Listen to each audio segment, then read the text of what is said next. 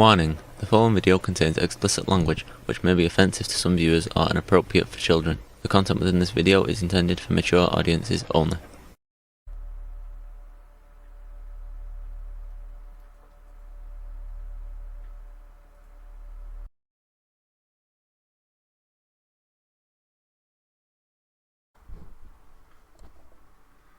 Hello and welcome to part 3 of episode 7, Arcadia, of the Rabbits podcast. These next couple episodes, 7 is kind of like getting you ready for this season finale, but 8, 9, and 10, everything picks up and builds a lot more toward the climax of the podcast. So, with that being said, let's get into it.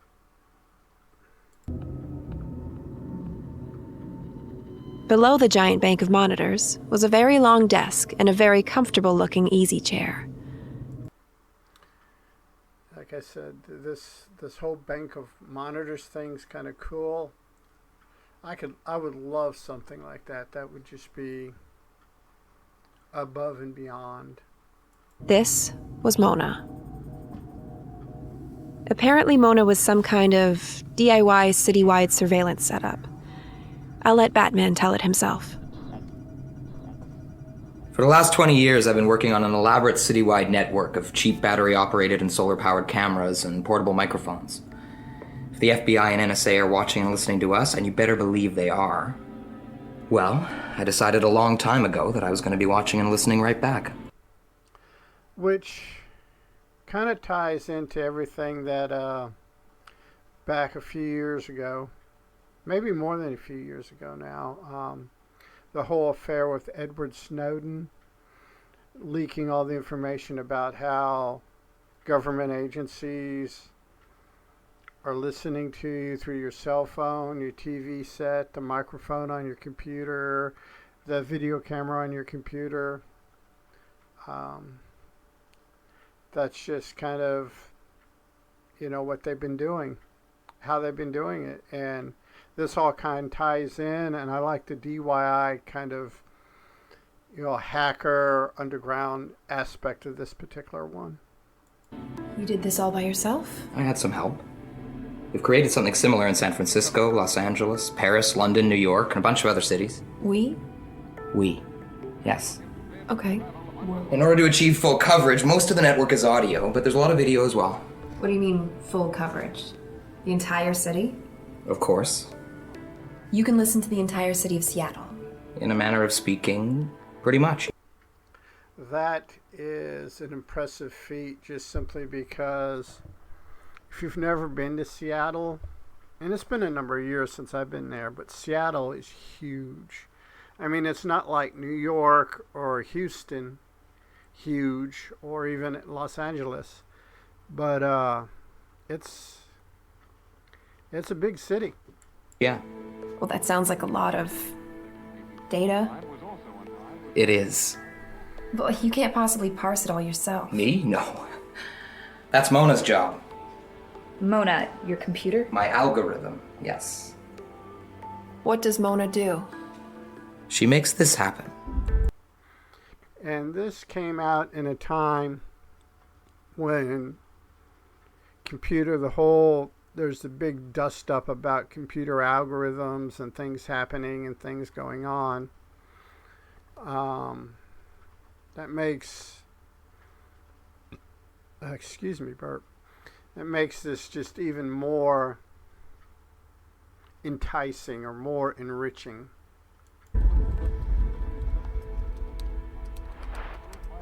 He pressed a few buttons on one of his keyboards, and the monitors suddenly all changed.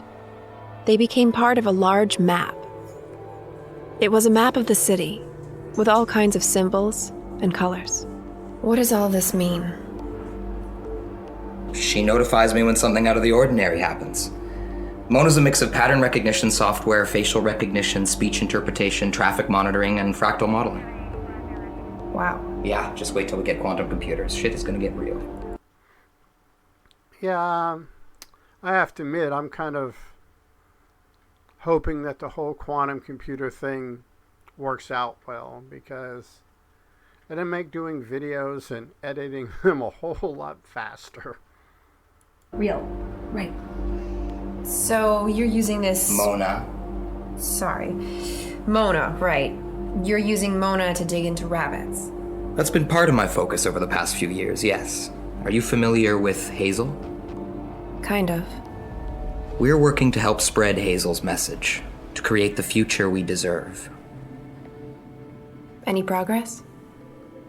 Well, we haven't taken down any banks or anything, yet. I like how he throws in that yet right at the end. We haven't taken down any banks yet. I just, I kind of like that. Yet. But we're working on it. Great. It takes a lot to motivate the world. Yeah, I bet. Why are you so focused on looking into Hazel specifically? Didn't she or he lose the game? Hazel chose not to finish, as a form of protest. Really? Yes. Can you imagine? Getting to the end, so close to the prize, to becoming an agent or billionaire, or, more importantly, understanding all the secrets of the universe, and then just stepping away? I could imagine doing that.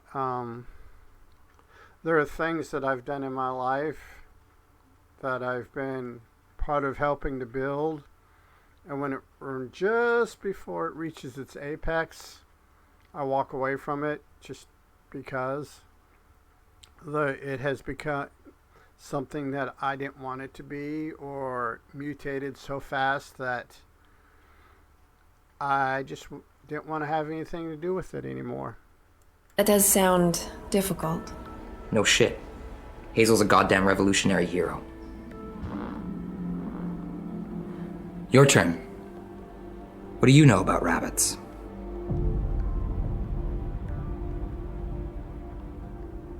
I framed my interest in rabbits solely around the search for my missing friend. I shared some of what I was able to dig up on Yumiko. The creepy video she couldn't turn away from, the computer coming to life on its own, and the lighthouse question. I left out a lot, of course, including Yumiko's theory of Hazel as murderer. I wasn't sure I could trust Batman yet. And that's probably a good call on her part, to be cautious of somebody new. I asked him if there was anything he could think of that might help me locate Yumiko. I can take a look at the library. Looks like there was an incident report right around the time your friend was in there. Yeah, see the flashing yellow square? Yeah? There was a sighting. The ones who wear gray. You don't call them wardens? Holy shit. Wait, do you think they might have been wardens? I have no idea. What do you think? I think that would be extraordinarily bad. And as they've stated before in previous episodes, when the wardens get involved, shit done hit the fan. Where were they? Outside the library. Can you show me? The sighting was reported by someone on the street. It wasn't actually captured on camera. They were spotted a few blocks away. Their radio frequency transmitters were active here and here. How do you know their transmitters were active? They communicate using very distinct frequencies. Mona's programmed to search for them. Well, how come they weren't caught on camera? I mean, it looks like you have access to a lot of cameras in that area. I believe they know how to avoid the cameras. Or they have some kind of cloaking device. Like in Star Trek? You like Star Trek? Jesus. And there we go with the pop culture reference, was kind of cool. Though there are tons of videos on YouTube that you can use to make your own DIY cloaking things. Mainly they use like the plastic riot shields, But, I imagine somebody thinking about it hard enough could adapt it to something else. So, what if those people in gray actually were wardens? What do you know about wardens? Not much. Only that there's some kind of security force or something. Nobody knows who or what they are. When they show up, it's time to run. Right. I've always kind of imagined the wardens as some kind of, bald dude sitting around a table in outer space. I never thought they would be the people in gray. And you're sure they were there, the people in gray? They were definitely there, whoever they were. None of my operatives would falsify a sighting. Okay, switching gears a little. All right? What do you know about the people in gray? Just that they wear gray and communicate using very specific frequencies. What did they say when they were communicating? It's always scrambled, encrypted somehow, serious tech. So they could be saying anything. Yeah. Or they could be speaking another language. Who knows? And that always makes you wonder, when he says they're speaking another language, are they speaking a made-up language, a created language, a different Earth language, or maybe something from way out beyond the stars?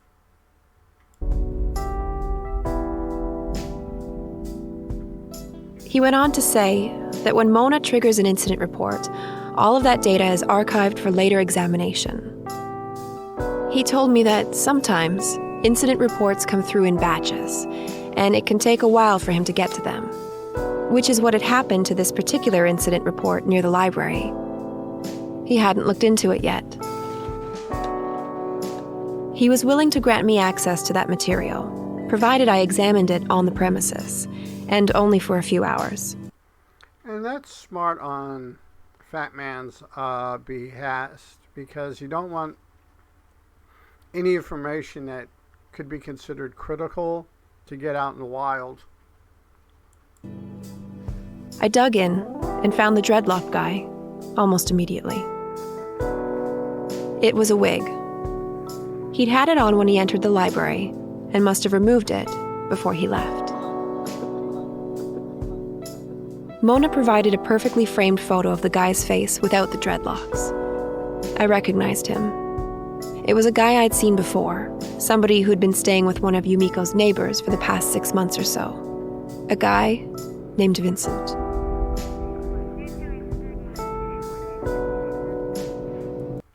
So, we've uncovered the blonde-headed dreadlock guy. Had a little bit of trouble talking there, but, got him, and we'll see where it leads. This revelation spun things off in another direction for a few days. I brought a copy of the video to the police. It turns out they'd already picked up Vincent Barnes. They picked him up and cleared him shortly after Yumiko disappeared. They asked me where I got the video. I told them it arrived at my door, in a plain brown, unmarked envelope. I could tell they weren't impressed.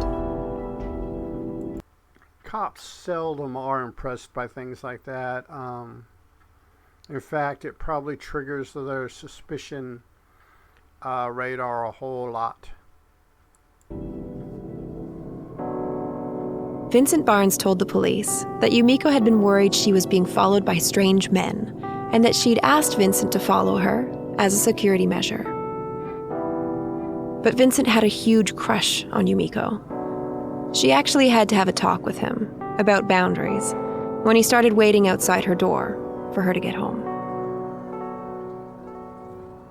He'd also bought her some flowers and other unwanted presents.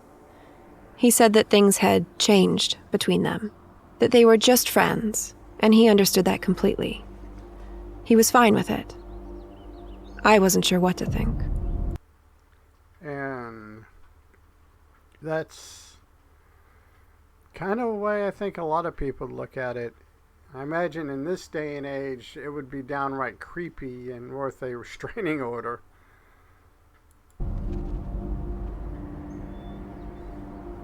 The police eventually released Vincent Barnes. I went to speak with him, but he wasn't home. I spoke with Yumiko's neighbor, Matheson. He was the guy Barnes had been staying with.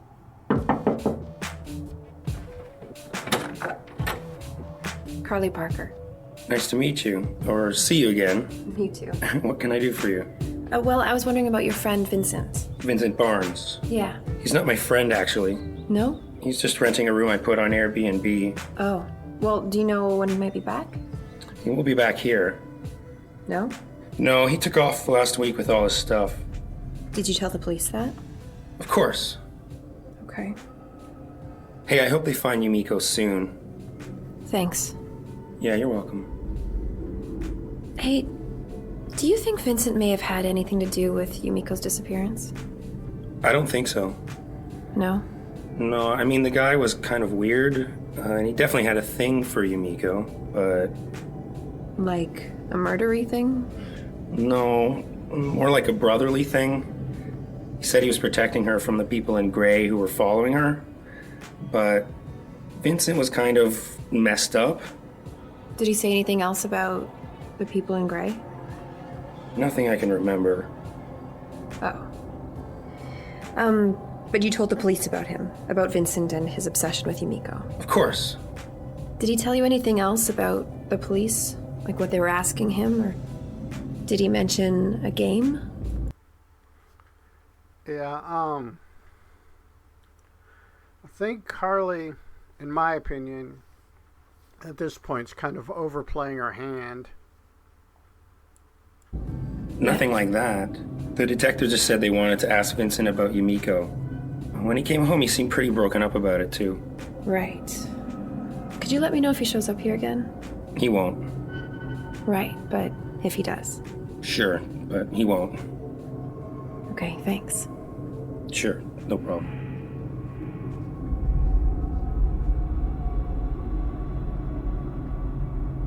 So Vincent Barnes had been following Yumiko. He claimed it was because she'd asked him to. I had no idea if that was true, and if it were true, whether or not it was significant. Something like that is probably always significant, or at least in my way of thinking. While I was considering the whole benign stalker turned potential abductor thing, Jones called with an update. Is now a good time to talk? Yeah, of course. What's up? It's Marigold. And what about her? I asked another question in the forum, and I believe she's answered it. What other question? Where is Yumiko? And the answer? Just a sec. She crawls through the world, through the grass and the snow. She lifts up the boughs, and the bride walks below. The passenger flew high and pure long ago. The girl in the game, tell her all that you know. That was another poem by Rhonda from Rhode Island. Thank you, Rhonda.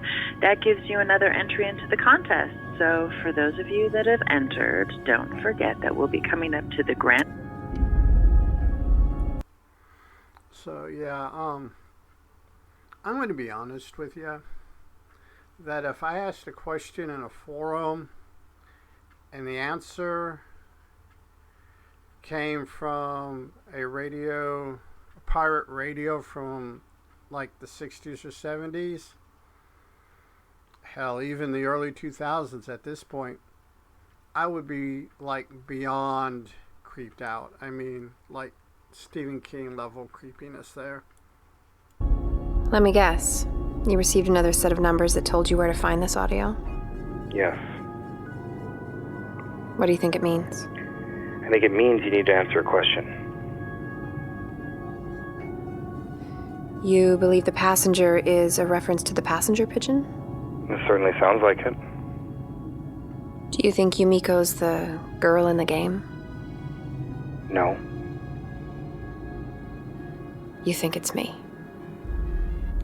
I think it might be, yeah. Okay, and you're gonna tell me all that you know. Well, that depends On what? on how you answer the question. What question? Do you want to go through your entire life half awake? Or do you want to put in the effort to see, to go deeper? But before you answer, it's like the red or blue pill in the Matrix. it's going to be impossible for you to return to the world you knew before. Things are never going to look the same. And that boils down to a proverb or saying or something that I heard as a kid, and I've kind of agree with it. Actually, I more than kind of agree with it. I do agree with it. It says ignorance brings joy, and intelligence brings heartbreak. So, it's just one of those things. You got to figure out what you want, the knowledge or the joy. If I choose the blue pill. Red, I think. Wait, hold on. Which one did Keanu choose? No, I think you're right. The red one. Looks like I'm off to Wonderland. Tell me everything you know about rabbits.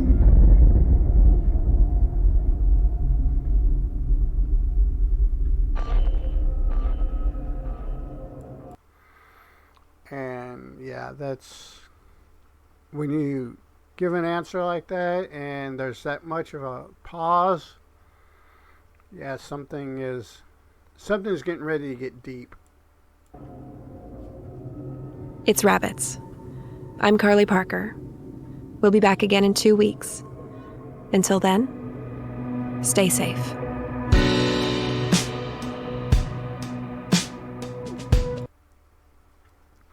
So that is the conclusion of episode 7, Arcadia. I'd like to encourage everyone to go to either wherever you get your podcast at, or follow one of the links in the description below, and check out the